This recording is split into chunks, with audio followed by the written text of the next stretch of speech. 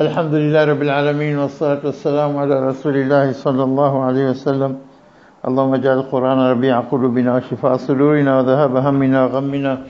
اللهم ارزقنا تلاوته آناء الليل وأطراف النهار واجعله حجة لنا لا علينا يا رب العالمين. اللهم علمنا ما ينفعنا وانفعنا بما علمتنا وزدنا علما. اللهم زدنا علما، زدنا تقى، زدنا رشدا يا رب العالمين. واجعل القرآن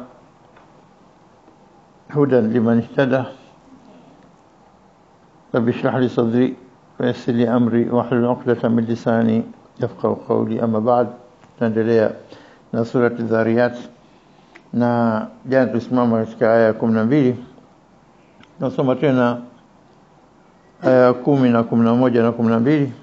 أعوذ بالله من الشيطان الرجيم. قتل الخراصون الذين هم في غمرة ساهون يسألون أيان يوم الدين يوم هم على النار يفتنون ذوقوا فتنتكم هذا الذي كنتم به تستعجلون. قتل الخراصون، tumesema wameangamizwa. Qutila, wamelaanika na kuangamizwa. Al-kharasun tumeeleza jana waongo al-kadhibun, ambao wanazua uongo na kueleza mambo kwa dhanna tu, kwa ujahili wao na kwa matamanio yao na kwa kupinga kwao, kwa wataki kufuata dini ya haki. Basi na wao Mwenyezi Mungu anasema wataangamizwa. Qutila al-kharasun, wameangamizwa hawa wazushi wanaozua mambo sio ya haki bali batil tupu. Akaelezea hawa al-kharasun alladhina hum, au ambao fi ghamratin sahun. Sababu kubwa ni kwamba wao fi ghamratin, katika jahili yao, sahuna, katika kuzama kwao katika maovu yao na uongo wao na starehe zao na matamanio yao.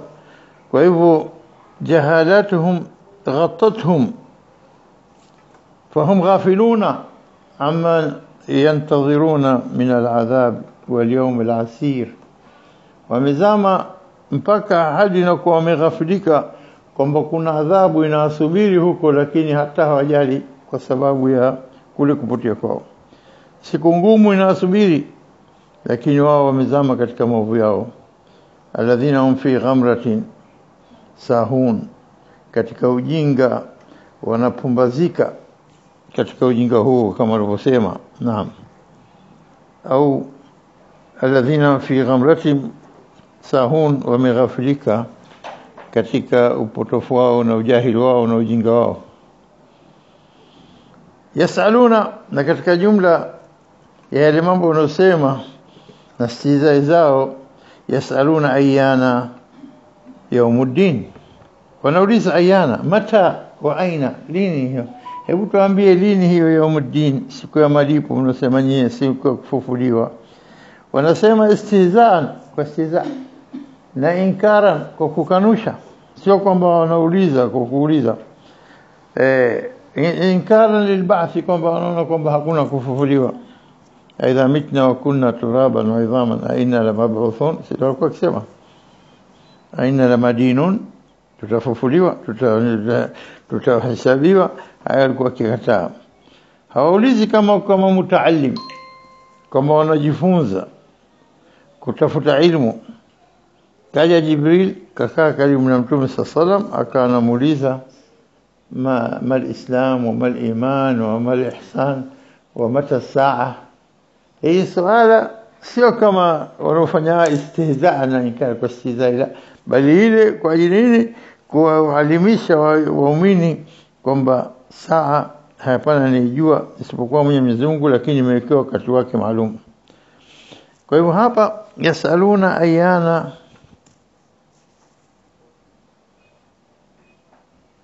yaumuddin, yaumu aljaza wal hisab, siku ya malipo na siku ya jaza. Yani siku gani itakuwa na wapi na maneno kama haya, yani maswala ambayo yote wanafanya kwa stiza ili kuwatia nguvu wale kama wao kwamba wadharau kwamba kuna kiyama na kuna kufufuliwa. Kwa hivyo wao wakubwa zao ndio wanauliza maswala yao kwa njia ya stihzai ili kuwapoteza wenzao zaidi. Hiyo siku ya hukumu hatuiamini sisi. Kama kweli haya basi tuletee. Lakini Mwenyezi Mungu anasema yasaluna ayana yawmuddin yawma hum ala an-nari yuftarun. Yawma hum ala an-nari yuftanun. Siku hiyo, siku yawma hum ambao wao ala an-nari watakuwa kwenye moto yuftanun. Fitna labda kusudio kubwa hapa wallahu aalam ikiwa fitna ni ikhtibar imtihani ibtila fitna kama ilivyokuja sehemu nyingi yuftanun wanatiwa mitihanini wanatiwa majaribioni. Lakini pia kuna maana katika maana za fitna kuyayusha dhahabu inaitwa fitna. Ihraq adh-dhahab kuinguza dhahabu mpaka kutoa takataka zake na kuisafisha dhahabu na taban kila kitu ili kuyayusha kila madini na ina temperature yake. Na inajulikana dhahabu ni katika temperature zilizokuwa kali shadidi alharara inahitajia. Kwa hivyo maana fitna ihraq adhab, ihraq kuunguza na ni adhab kwa hakika.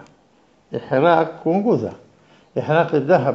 Kwa hivyo yuftanuna yuhraquna wataunguzwa wakiteketezwa katika moto kama vile inavyounguzwa dhahabu kayayushwa ikasafishwa. Basi na wao yuhraquna bimaana hina yuftanun bimaana wako katika adhabu kwenye moto wakiunguzwa. Yaumahum siku ambao wao ala nari yuftanun watakuwa katika moto wakiteketezwa na kuunguzwa. Hii ni aya ngapi? Ya 13 Yaumahum ala nari yuftanun. Hiyo ni siku atakayoadhibishwa motoni au atakaadhibiwa motoni. Na baada ya hivyo wataambiwa dhuqu fitnatakum. Dhuqu fitnatakum hadha alladhi kuntum bihi tastajilun. Dhuqu onjeni, wataambiwa onjeni nini? Fitnatakum, adhabu yenu, kuunguzwa kwenu ambao mnopinga nyinyi na kukataa. Onjeni hiyo adhabu yenye kuumiza ya kuunguzwa. Dhuqu onjeni fitnatakum kutokana neno yuftanuna hapo juu kabla hapo kwa kuwa wataunguzwa wataadhibishwa. Ikiwa kuadhibishwa ikiwa kuunguzwa mtihani mkubwa huko. Ikiwa fitna ni mtihani, onjeni huo mtihani mliofeli nyinyi mkapinga mkakataa kufuata. Lakini hasa inakuja onjeni hiyo adhabu hadha alladhi kuntum bihi tastajilun. Mko mkiharakiza nyinyi mkisema haya basi kama kwetu leteni haraka tuione. Mkiahimiza haya mnataka tastajiluna. Lakini Mwenyezi Mungu hakubali kubadilisha wakati aliowekea kila kitu kwa ajili ya maneno ya waliokuwa wapumbavu wenye kuiona haki wasifate. Mwenyezi Mungu haendekezi kwa sababu mengi walisema walikuja kablao. Walisema tutetee miujiza, wakalitoa miujiza wakakufuru tena. Na hawa wamesema kama wewe kweli mtume tushushie hichi tufanye hichi tufanye hichi. Akaambia wameshasema kabla hao na hawajatekeleza, watatafuta sababu nyingine za kusema. Kwa hivyo hapo wakati alioweka Mwenyezi Mungu alafu akatoa katika adhabu, hapo ndio ataambiwa dhuku, onjeni. Na sio kuonja bali mzame hasa katika adhabu hii. Dhuku fitnatakum hadha, alafu huko ataambiwa ndio jawabu yenyewe hii. Hadha huwa aljawab lisualihim ayana yaumuddin. Basi hiyo siku ya hiyo watapoondiwa katika adhabu, watapotiwa katika adhabu, ataambiwa sasa hivi onjeni, bali mkae katika adhabu ya saa fitnatakum hadha alladhi kuntum bihi tastajilun. Haya ndio ambayo nyinyi mlikuwa mkiahimiza yaje, sasa umefika wakati wake. hatuna haraka wakati tumewekea kila kitu. Inna yawm al-fasl kana miqata, Mungu amewekea wakati wake. Kwa hivyo ikitoka aya hii tunaingia katika aya nyingine, aina ya pili ya watu, nao almuttaqin. Hawa watu wenye kupinga wanaostahili adhabu ya moto na stizai zao na kejeli zao na uongo wao na upotofu wao, wote hapa wanaambiwa wengine katika adhabu. Sasa inna, kwa hakika, ninapokuja mara nyingi inna, bila shaka katika ustubu unaotumika katika Qur'ani inakuja aina nyingine ya mfano uliopigwa kabla, unaacha unakuja mfano mwingine, kama inna lilmuttaqina mafaza hadaiqa wa anaba katika ama tasarun. Baada ya kutaja watu wa motoni na huko wakinywa maji uchafu unaotoka katika mwili wa binadamu, hamiman wa ghasaqa jazaa wifaqa, yote yaliyotajwa adhabu na unayoteseka katika moto, inaposita inakuja inna, kwa hakika watu wa Mungu. Sasa inna lilmuttaqina mafaza hadaiqa wa anaba, kadhalika sasa watajwa watu wa peponi, inaanza kwa inna. Aya 15, innal muttaqina fi jannatin wa uyun akhidhina ma atahum rabbuhum innahum kanu qabla dhalika muhsinin kanu qalilan min al-layli ma yahja'un وبالأسحار هم يستغفرون وفي أموالهم حق للسائل والمحروم وفي الأرض آيات للموقنين. إن للمتقين حقيقة ولوجه Mungu. أن المتقين في جنات, watakuwa katika mabustani mazuri mazuri huko peponi, wa uyun, na chemchemu maji. Mtu mwenye shamba yote akiwa na maji karibu yake, kuna chemchemu, kuna mto, kuna kisima chake anacho, anakuwa na hakika kwamba hatupata tabu maji. Kwa hivyo anategemea kwamba shamba lenye maji tofauti na shamba ambalo lina shida ya maji. Shamba lenye maji, maisha matunda yake yanakuwa mazuri, shamba lake daima linakuwa green, la kijani kabisa, matunda, maua. Kwa hivyo eneo linakuwa linapendeza. Kadhalika jannat, siku zote Qur'ani ikitaja mabustani ya peponi inatajwa pia na maji na chemchemu zinapita chini yake milele na kila aina matunda. Kwa hivyo muttaqina wanastahili haya, fi jannat, watakuwa katika mabustani chungu zima, wa uyun, na chemchemu. Kwa hivyo hawana shida, miti ipo daima, maji yapo daima. Akhidhina ma atahum, wanapokea, wanachukua, ma atahum rabbuhum, yale ambayo Mola wao amewapa. Yani kila kitu wanachotaka chukua, yaakhudhuna. Akhidhina, wanabeba tu, wanachukua kila wanachokitaka. Bimaana kwamba katika mashamba yao ya peponi mna kila kitu ndani wanachokitaka. Unachokifikiria basi kiko hapo mbele yako. Yani vitu ambavyo duniani hakuna, basi huko viko tele, na vingine wasiofikiria wanaomba wanapewa tuchukue.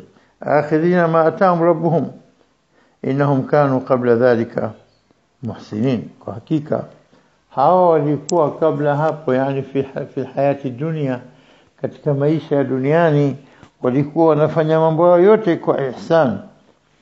Innahum kanu, hakika wao walikuwa kabla dhalika, yani kabla hapo kufika peponi, yani katika maisha ya duniani walikuwa muhsinin, wakifanya wema, wakifanya ibada zao kwa ihsan.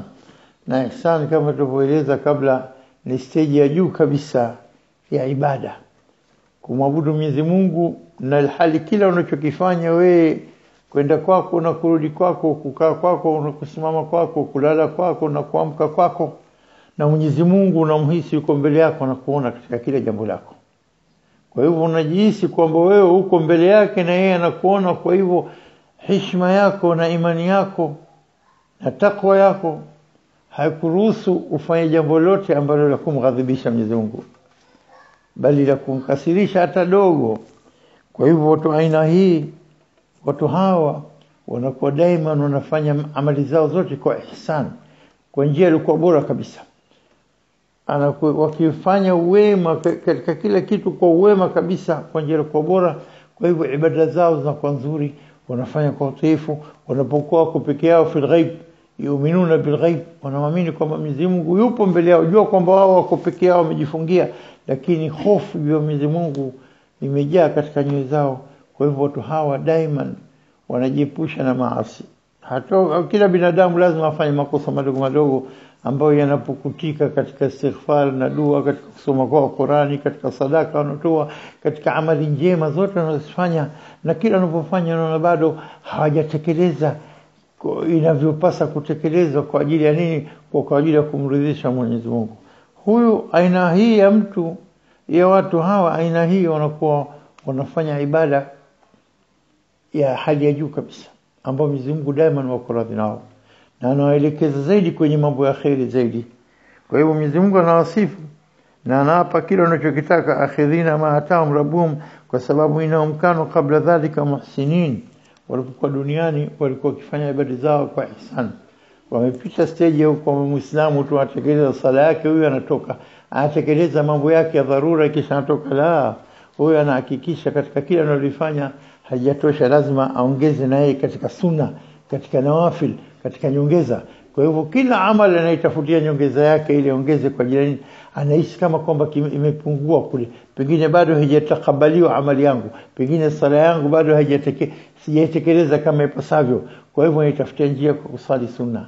Pesa akitoa 2.5 katika 100 katika zaka, anaona pengine labda na pesa fulani labda mimi sijazitia katika hesabu, anaongeza, anafanya 3 katika 100, 4%, 5% anatoa. Anataka nini? Kujikurubisha kwa Mola wake. Kwa hivyo siku zote anazo nawafil, nyongeza katika ibada. Kanu kabla dhalika muhsinin. Kwa hivyo wakifanya ibada yao katika stage sio ya Islamu basi na imani, lakini imani yenyewe imefikia stage mpaka ihsan, kwa takwa na hali ya juu kabisa. Ndio kwa maana anasema hapa katika aya 17, kanu qalilan min al-layli ma yahjaun, walikuwa kidogo tu katika sehemu ya usiku ndio wanalala.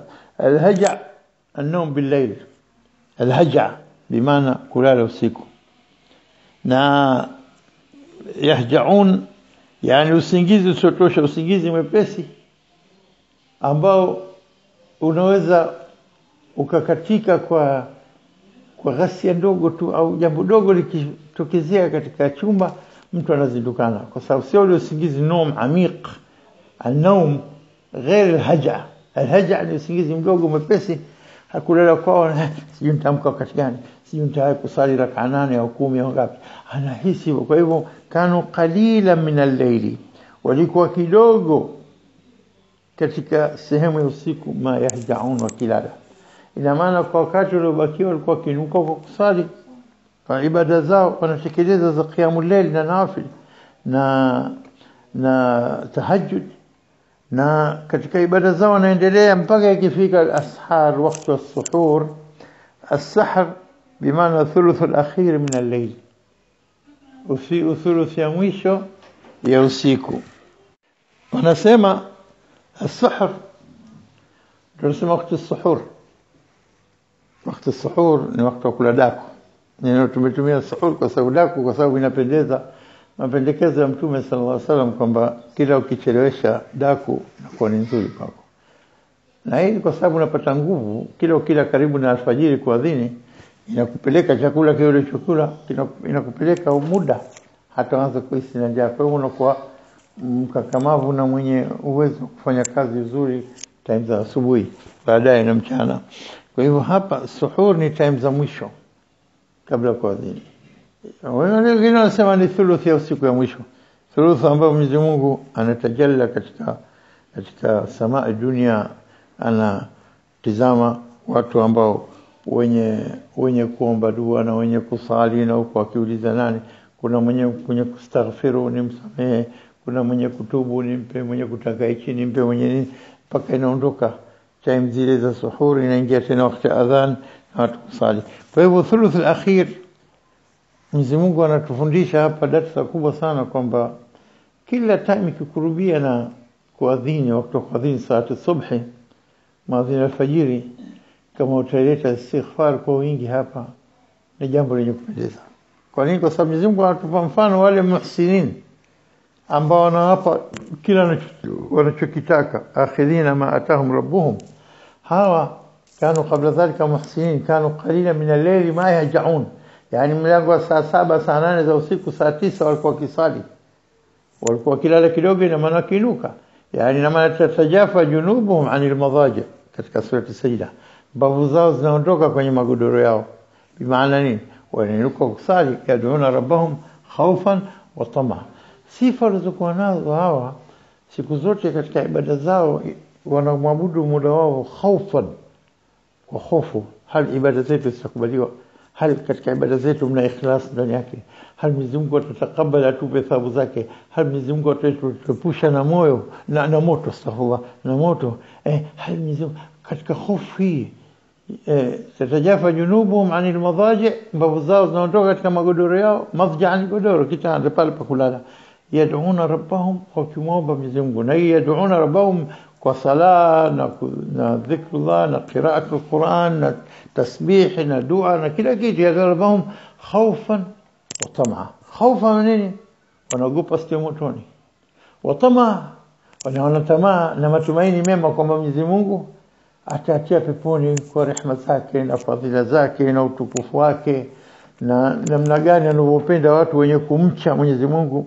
Kwa hivyo anapokuwa mtu kama huyu anainuka kwa hofu na tamaa, yakichanganyika mambo mawili haya katika ibada, sio kwamba mimi mtu wa peponi bwana, ni siku zote nasali usiku, na una hakika gani kama sala zako zinakubaliwa?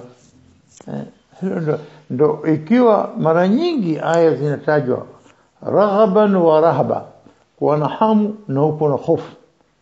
Khawfan wa tamaa, wana hofu sio motoni na wana tamaa kwa rehema zake inshallah Mwenyezi Mungu. Wanakuwa na husnu dhann, wanadhana njema juu ya nini? Juu ya Mwenyezi Mungu. Kwa hivyo mambo haya yakikutana katika katika ibada, hiyo ndio inamfanya nini Mwenyezi Mungu kwamba anampenda mja huyu, kwamba tazama hajaringa na kutakabbar kwa ibada anayoifanya, akisema mtu peponi tu bwana, tazama amali zote anafanya. Na kila aya ukiona kama hii Sajda, tatajafa junubuhum anil madaji yad'una rabbahum khawfan wa tamaa. Ukitazama aya 9 katika surati Zumar yenye kusema amman huwa qanitun ana al-layli, je, huyo atakuwa sana yule mwovu yule ambaye anaifanya ibada na kumuomba Mwenyezi Mungu qunut, yani bimaana nini? Kunyenyekea na kufanya ibada.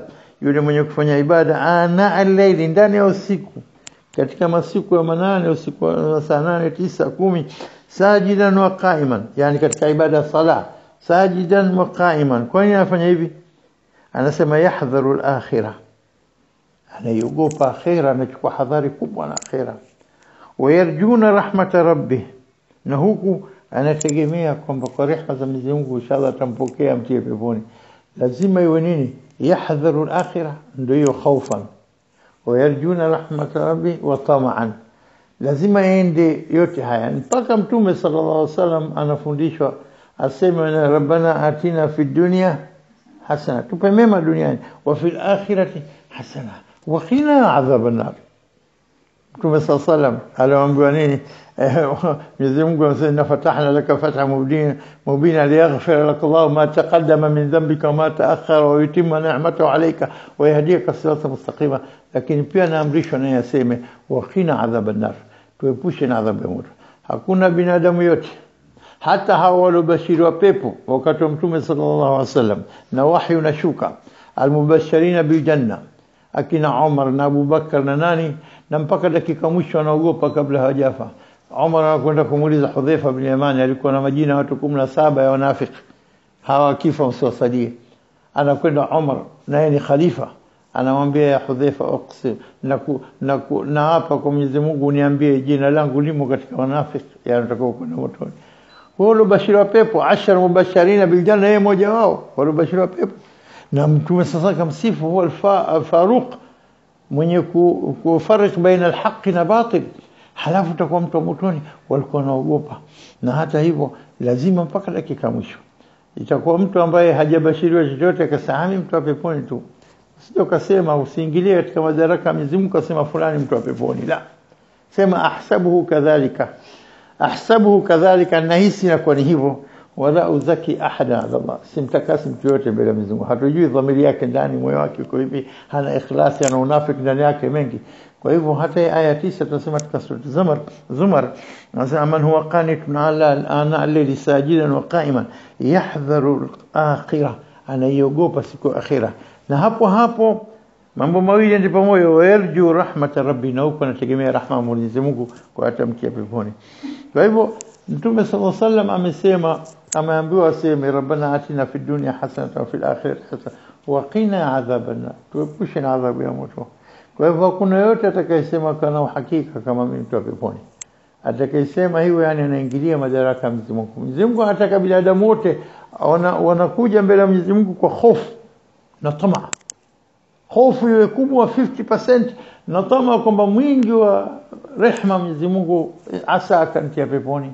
Na watu waliokuwa maulama wenye takwa hali ya juu wanasali hawajui kama sala zao zimekubaliwa au hazijakubaliwa, wanaomba ya Rabb zitakabali aya zetu. Mitume tunaona wanasema rabbi awzini ana ashkura ni'mataka allati an'amta alayya wa ala walidayya wa an amala salihan tadha wa adkhilni na utitie bi rahmatika, kwa rehema zako, fi ibadika as-salihin, katika waja wako wema. Mitume kama Suleiman na wengine wanasema itakuwa mtu yote hivi akajiona mimi mtu wa peponi, lazima hofu na rajaa yende pamoja. Kwa hivyo lazima wanafanya istighfar kwa wingi, wanafanya nini, tauba kwa wingi.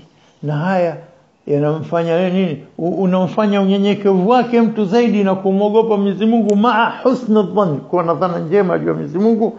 Husnul dhann billah, mimi nakuwa kama ninavyodhani mja wangu, akidhani nitamtia motoni nitamtia, hata akiwa anafanya ibada vipi. Na akidhani kwa mimi nitamrehemu na kumtia peponi, madhal kafanya amali njema, basi nitamtia peponi.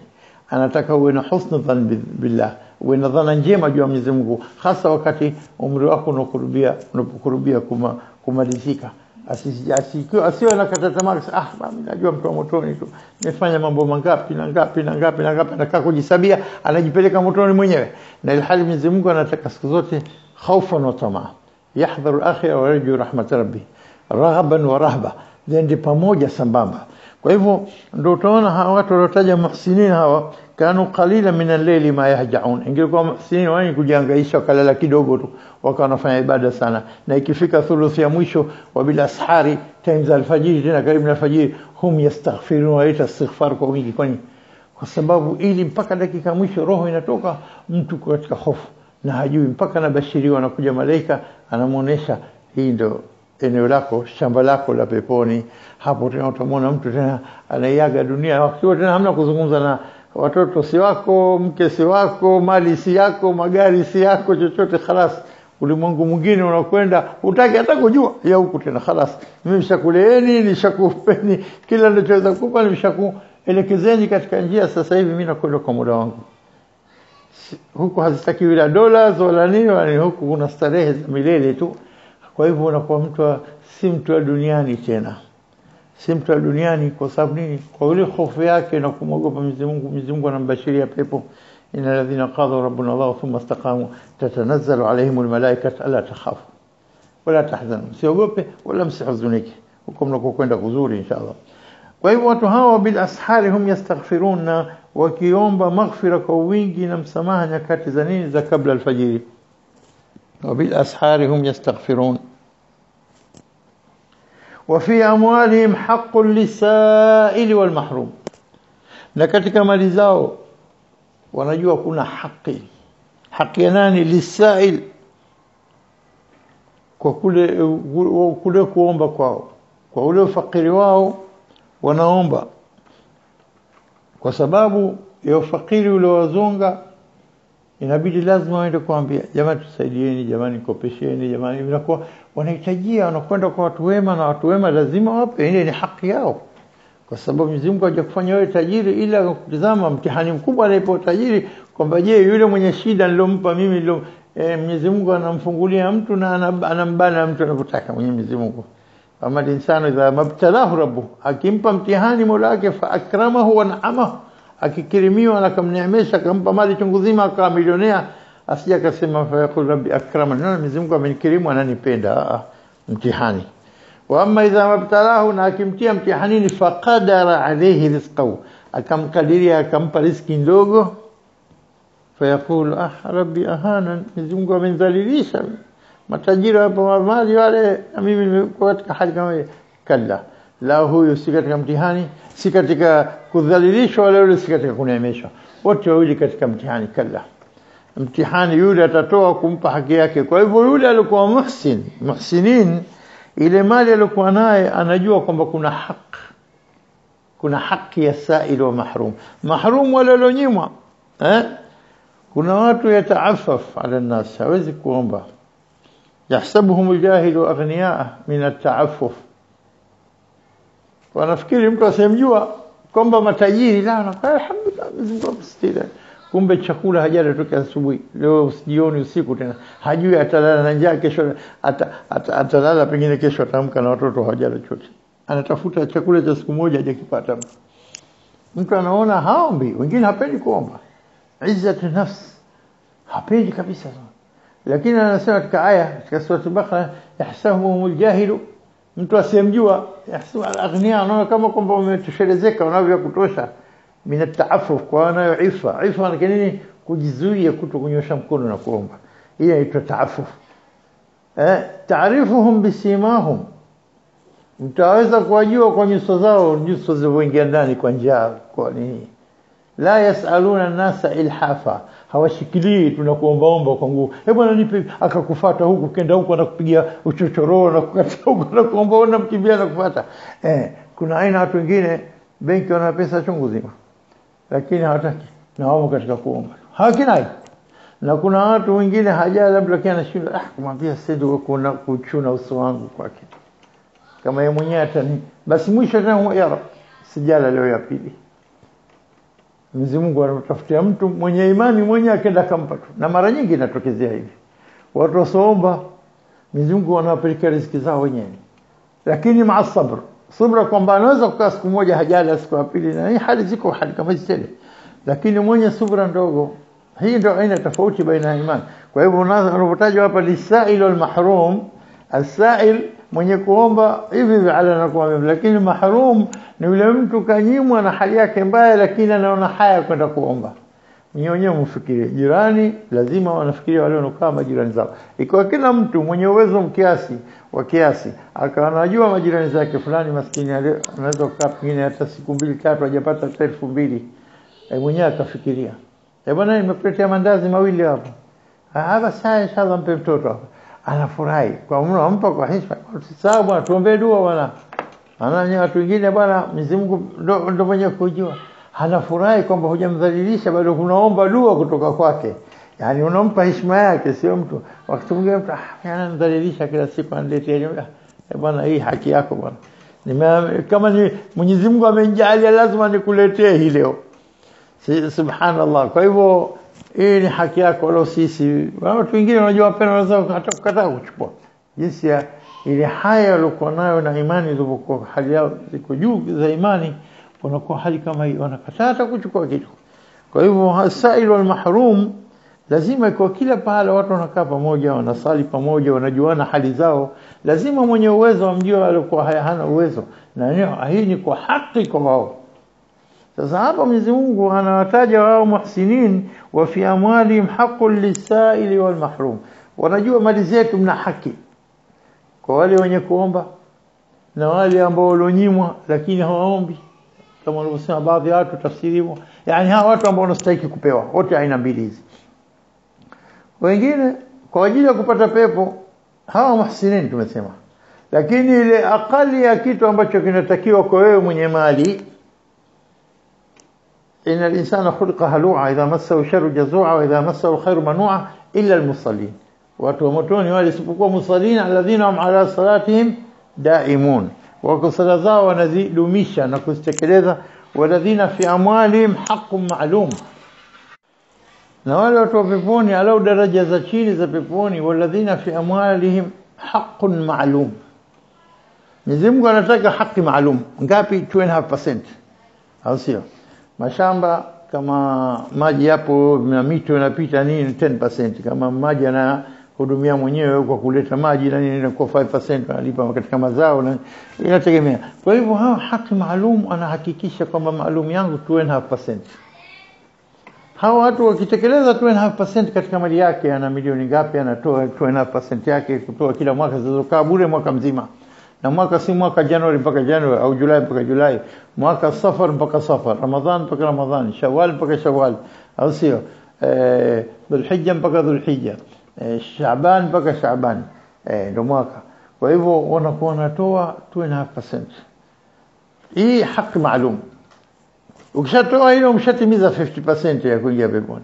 Lakini sasa hawa muhsinin hamna maalum hapa. Ukisema aya inasema nini? Wa fi amwalihim haqqun bas.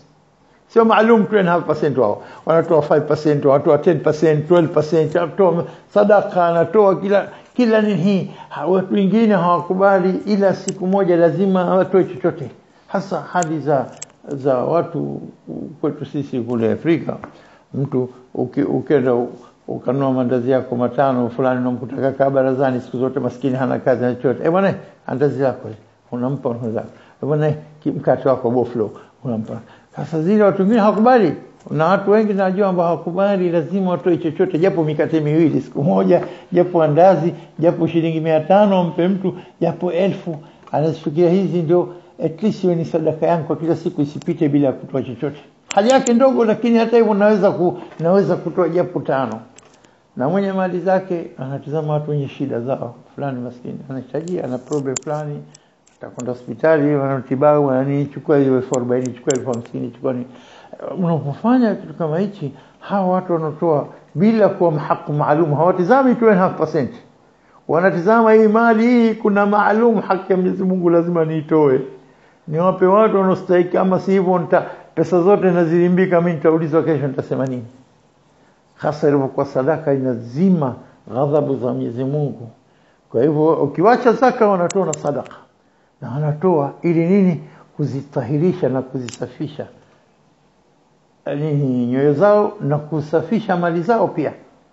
Kila ukitoa zaidi Mwenyezi Mungu anazitia baraka zaidi. Hakipotei chako tu, na pengine ndio baraka yako, biashara yako inaendelea uzuri zaidi, kipato chako, mshahara wako unazidi. Mfano katika papo unapofanya kazi, Mwenyezi Mungu kila ukitoa ujue kama kuna malaika mmoja anasema Allahumma a'ti kulla munfiqin khalafa, na malaika anamwambia ewe Mola, mpe kila mwenye kutoa kinachokuja baada yake, mrejeshe kama alivyotoa au zaidi.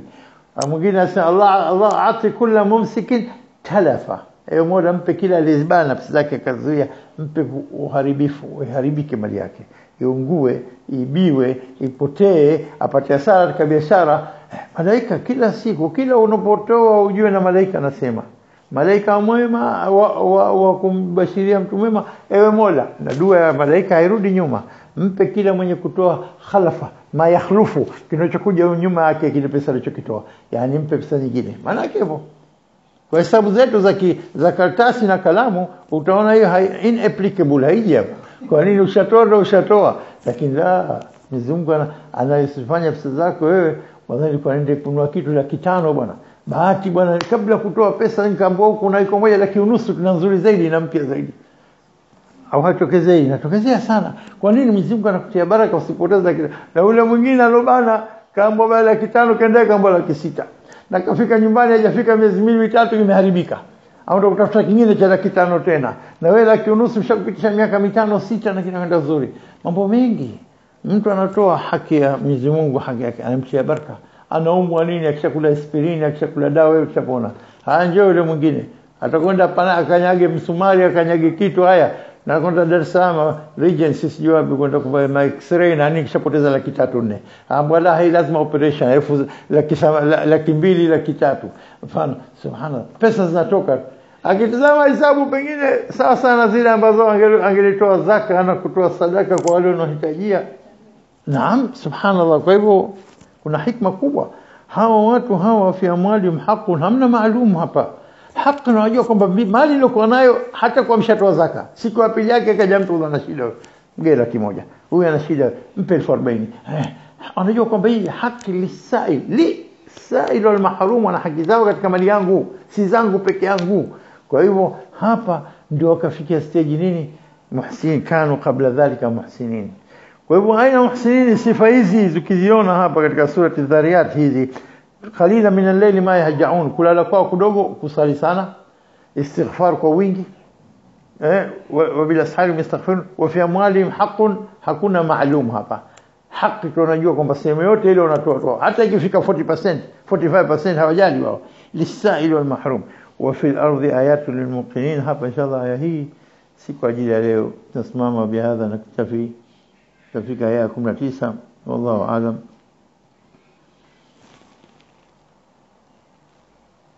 سبحانك اللهم بحمدك أشهد أن لا إله إلا أنت أستغفرك وأتوب إليك.